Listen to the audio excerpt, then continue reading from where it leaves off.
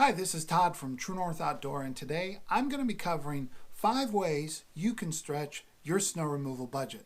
Before we go on, I just want to let you know we put the transcript for this video in the notes section below for your reference if you want to reference it after watching the video. Okay, strategy number 1, bundling. Now really, there's 4 ways you can do this, 3 that you can kind of do on your own, and 1 you might need a little help with. Strategy number 1. Bundling years.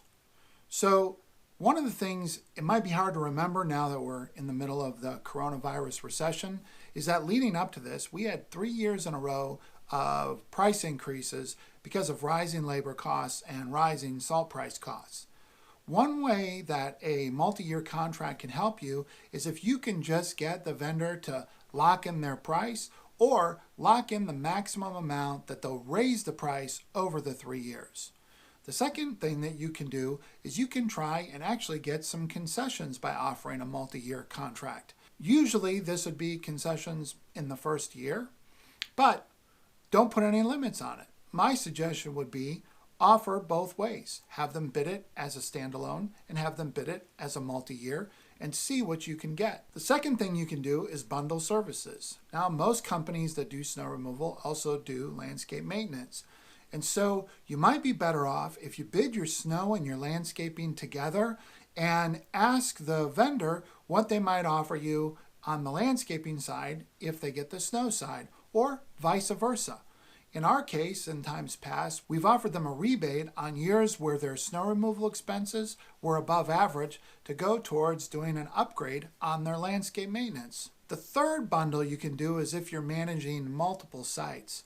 And I want to give you a little inside baseball here because just having multiple sites doesn't really give us as contractors the ability to save money. The thing that gives us the ability to save money is bundling sites that are in close geographic proximity. The reason is that as we put resources in an area, the incremental cost of expanding to that is much lower than standalone properties in other places. This is especially true if you have small sites.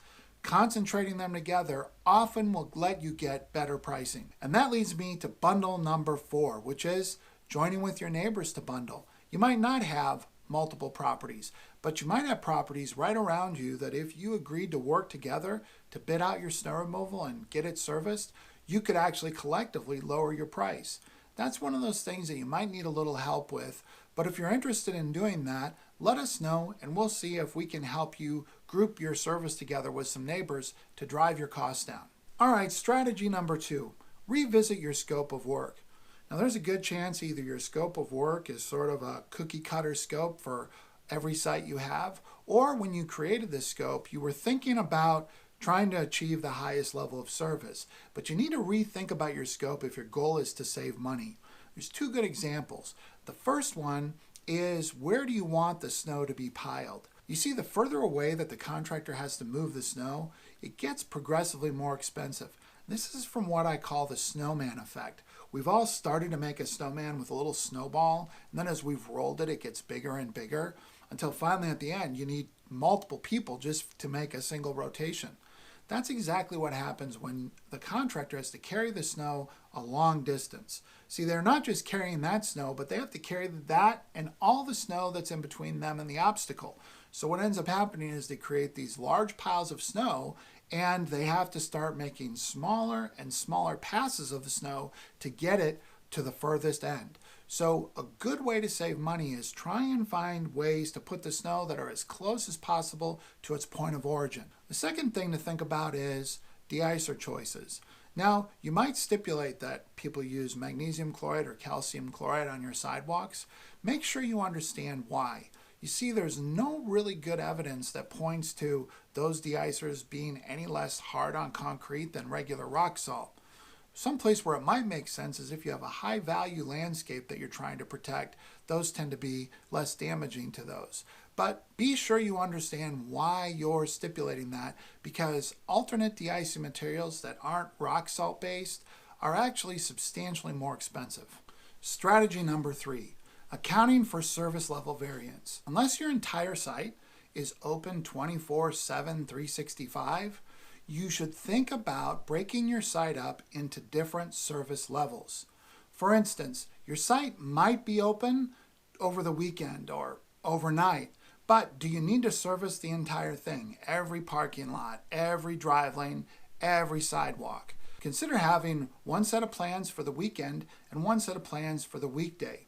The other thing to keep in mind, especially on retail sites, you may have to have every parking slot available for leading up to Christmas and the New Year, but perhaps you can actually cut pieces out after you get to the New Year. And you might not cut them out entirely. You may just say, we just want to do this once at the end. By doing that, you can shave off little pieces throughout the year to lower your cost. Okay, strategy number 4. This one is where you can kind of have the most creativity. Your contract terms and contract structure. I'm going to give you some ideas here, but they're not the limit. It's just to sort of get your brain thinking about different ways you can negotiate with the contractor to get the best value. So for instance, consider asking them if they offer a fixed price for the entire year. That gives you the opportunity to actually put your risk of managing your snow removal budget onto the contractor. Now, over time, it may cost the same, but it will dramatically save the headaches you have about the snow removal budget gyrating year to year. See if they'll offer you some kind of a discount or a cap or a rebate on services that exceed a certain level, especially in big years, to try and limit your exposure to a big winter. See if you can get a discount for prepaying for some of your services, or if you can get a discount for turning around payment quickly. Maybe your contractor will give you a discount if you offer them some kind of a revenue guarantee. There's really no limits. It's a matter of moving the pieces of the contract structure around to see if you can make it better suit your budget, your risk appetite, and if you can actually save money, especially when you get into the big years. And in fact, that's one of the reasons why we offer so many different structures to our clients, so they have that kind of flexibility. Now, strategy number 5 is kind of a wild card. It's just think outside the box. So let's say that at your site you have some vacant land you're not using or some vacant space. Perhaps the contractor would be willing to take some land or some space in trade for using for a staging area or to store de-icing materials. Maybe you have a good or service that could have some value to a contractor.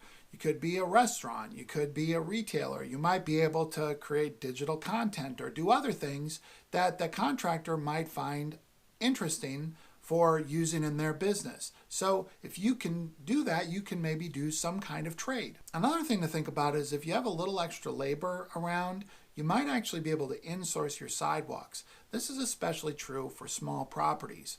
You see, typically we're sending a 2-man crew around to do sidewalks, and they can often spend more time traveling than they actually need to be at the site, which drives up the cost. If you can do those in-house, you can save sometimes as much as 25% by just being willing to take care of your own sidewalks. Lastly, ask your contractor, especially if they've been on that site for more than a year. Maybe they've noticed some areas that get serviced regularly that don't. Maybe they see ways that you could cut down the cost by moving the piling points closer. Whatever it is, check with your contractor and see if they have any ideas to help you save money. Okay, if you want to reach out and ask any questions about something you saw in this video, you can drop us a line at kc@truenorthoutdoor.com, or you can visit our website at www.truenorthoutdoor.com. We've also put those links in the notes below as well. All right. Thanks for watching. We'll catch you next time. Bye.